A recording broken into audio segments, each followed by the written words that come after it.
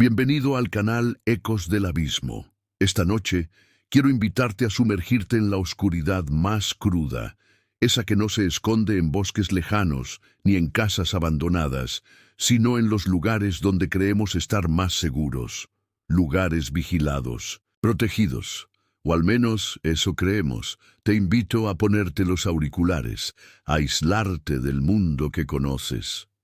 Porque estás a punto de escuchar relatos que no solo pondrán a prueba tu coraje, sino también tu fe en lo que consideras real.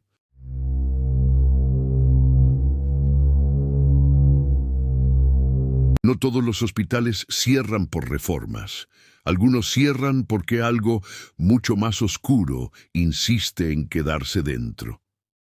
Eso fue lo que descubrió Luis Ferreira, un vigilante de 38 años, cuando aceptó un turno nocturno en el Hospital San Damián, una instalación médica clausurada desde hacía más de 15 años en el corazón de una ciudad olvidada. Un edificio desbordado de musgo, techos agrietados y corredores tan largos que parecía que absorbían la luz.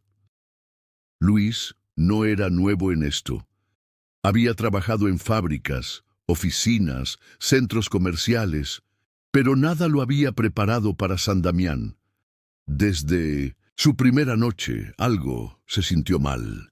Su linterna parpadeaba constantemente a pesar de las baterías nuevas. Los radios emitían estática intermitente, y cada paso que daba era acompañado por un eco, como si alguien invisible marchara a su lado. Al principio, pensó que su mente le jugaba trucos. Después de todo, que era un hospital vacío, sino un lugar lleno de viejas memorias. Pero las cosas cambiaron drásticamente al llegar a la antigua sala de maternidad. Allí, las cunas oxidadas seguían alineadas, meciéndose levemente como si manos invisibles las impulsaran. Luis apuntó su linterna hacia una de ellas y por el rabillo del ojo juraría que vio una diminuta figura moverse dentro. Se acercó, forzándose a reprimir su miedo. La cuna estaba vacía.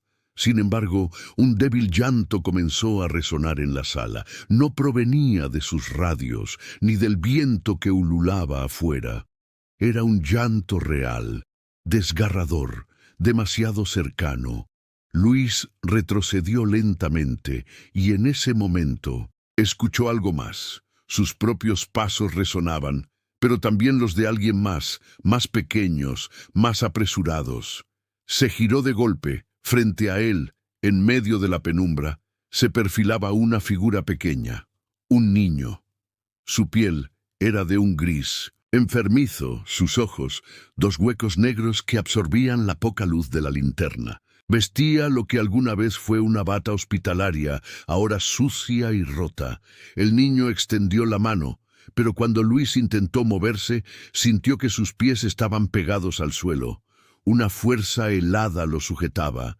Cada respiración se le hacía un suplicio, como si el aire se hubiese convertido en agua. El niño habló, pero sus labios nunca se movieron. Una voz invadió directamente la mente de Luis, susurrándole una sola frase: «No te vayas. Aún no te has contagiado». El vigilante, impulsado por un instinto de supervivencia primitivo, logró liberarse y huyó a trompicones hacia la salida. Pero el hospital no lo dejaría escapar tan fácilmente. Los pasillos se alargaban, torciéndose en ángulos imposibles.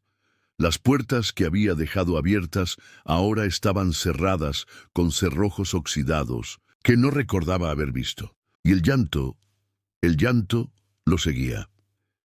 Finalmente Luis encontró una ventana semirrota en la recepción y saltó a través de ella, cortándose el brazo en el proceso. Nunca volvió. Cuando la policía investigó, encontró su linterna y su radio en el suelo de la sala de maternidad, todavía encendidos. Pero también encontraron algo más inquietante: una cuna meciéndose sola, con una pulsera de identificación infantil sobre el colchón, con el nombre Luis Ferreira escrito en ella. Luis vive hasta hoy, pero jura que, desde aquella noche, cada vez que duerme, sueña que está atrapado de nuevo en el hospital y que el niño lo vigila desde la cuna.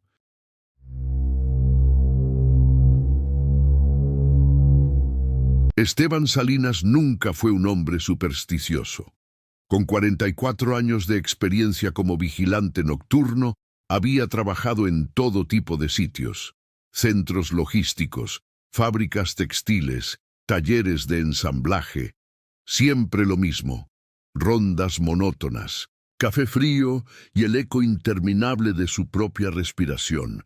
Así que cuando le ofrecieron cuidar el Parque Industrial Santa Loretta, no dudó en aceptar, a pesar de las advertencias. Rumores. Eso era todo para Esteban.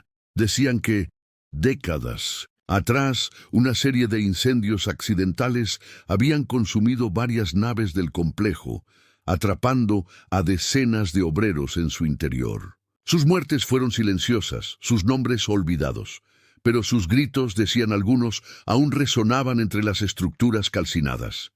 La primera semana todo fue normal: silencio, frío, oscuridad, hasta que llegó el jueves, noche de tormenta. Mientras realizaba su recorrido habitual, Esteban notó algo extraño. Una de las alarmas de movimiento, colocada en un edificio abandonado, se activó. Consultó su panel de control. La alarma venía del edificio 7. Un viejo taller de fundición que, según los informes, llevaba cerrado más de 20 años. Pensando que se trataba de algún animal o vandalismo juvenil, Esteban tomó su linterna y caminó hacia allí, chapoteando, sobre charcos formados por la intensa lluvia. Cuando llegó, encontró la puerta principal entreabierta, algo que juraría que había cerrado al iniciar su turno. Empujó la puerta con la punta del pie y entró. Dentro, el aire olía a óxido, humo viejo y algo más, algo rancio, casi como carne quemada. La linterna iluminó maquinaria retorcida, restos de mesas y cascos de seguridad olvidados.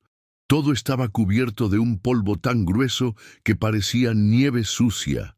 Fue entonces cuando lo vio: una sombra, no un simple juego de luces, sino una figura humana, que se movía entre las ruinas, lenta, arrastrando una pierna, como si estuviera lisiada.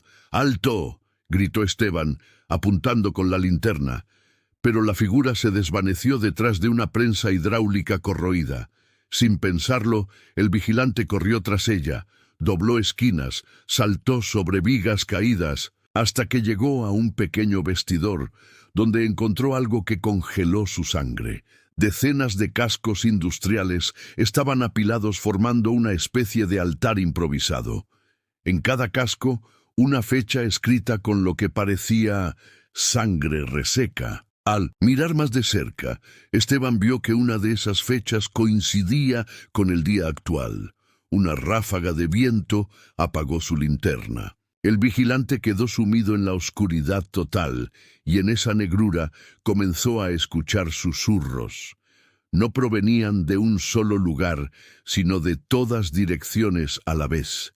Los susurros eran cada vez más insistentes, hasta volverse gritos, gritos de dolor, de horror, de odio. De pronto algo frío le rozó la nuca. Giró en redondo, pero no vio nada. La linterna volvió a encenderse de golpe, iluminando una docena de rostros deformes, fundidos, mirándolo a escasos centímetros de distancia, todos con ojos vacíos y bocas abiertas. En un grito silencioso, Esteban salió corriendo del edificio, tropezando, sangrando de las rodillas, pero sin atreverse a mirar atrás. Cuando llegó a la caseta de vigilancia, quiso llamar a la policía, pero su radio no funcionaba.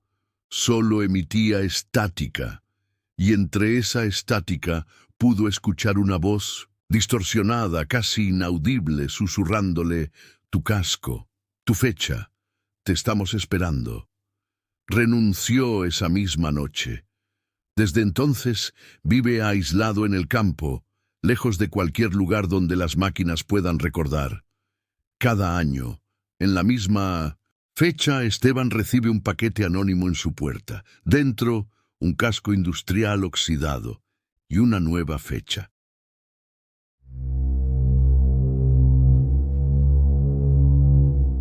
Hay vigilantes que cuidan bancos, otros fábricas, pero Nicolás Bertomeu fue contratado para custodiar un lugar donde los clientes jamás se marchaban. El cementerio viejo de Santa Lucía, en el extremo olvidado del pueblo, con sus árboles retorcidos, tumbas carcomidas y esculturas de ángeles decrépitos. El cementerio era el tipo de sitio que nadie quería pisar después del atardecer. Y sin embargo, ahí estaba Nicolás, con su linterna, su radio de corto alcance y una soledad tan espesa que casi podía palparse. La mayoría de las noches transcurrían en un silencio absoluto, roto solo por el viento moviendo los cipreses. Hasta que llegó el mes de noviembre y todo cambió. Primero fueron pequeños detalles. Las puertas oxidadas de las criptas amanecían abiertas, aunque él juraba haberlas cerrado. Las flores marchitas de las tumbas aparecían frescas como recién colocadas. Cruces de piedra quebradas parecían haberse reparado solas. Nicolás atribuyó todo a bromistas o al delirio de su mente cansada, hasta que, una noche, vio a la niña. Era poco después de las 3 de la mañana, cuando la niebla era más espesa y el aire parecía rechazar cualquier sonido. Caminaba entre las tumbas, descalza, vestida con un camisón blanco sucio, el cabello cubriéndole el rostro. Parecía perdida. Movido por un impulso, Nicolás intentó acercarse, pero cada vez que daba un paso hacia ella, el suelo crujía como si cientos de huesos se quebraran bajo sus pies, y la niña desaparecía entre las lápidas solo para aparecer en otro punto, observándolo. Finalmente reunió coraje y corrió tras ella. Pero lo que encontró al llegar fue una tumba abierta, con un ataúd fracturado, y dentro de él un espejo antiguo, agrietado, manchado, y en el reflejo Nicolás no se veía a sí mismo, veía a la niña, sonriéndole. A partir de esa noche, cosas aún más extrañas comenzaron a ocurrir.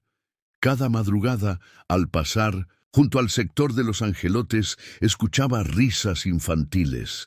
Sombras pasaban corriendo justo fuera del alcance de su linterna.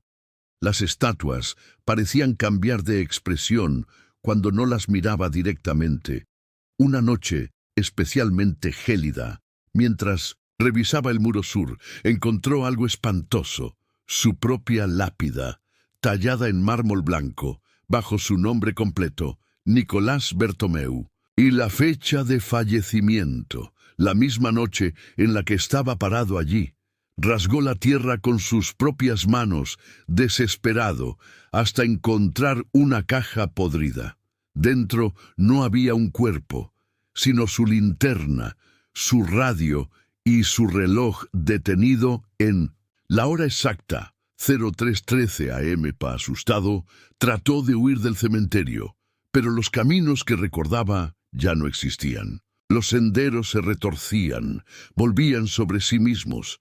El muro perimetral parecía alejarse cada vez que se acercaba. Fue entonces cuando escuchó la voz de la niña susurrándole al oído: «Ya perteneces aquí. Nadie viene a buscar a los olvidados». Desde aquella noche nadie volvió a ver a Nicolás. Solo su linterna encendida recorre las veredas del cementerio viejo cada noche de niebla, como si él aún realizara su ronda, atrapado en un ciclo interminable de vigilancia.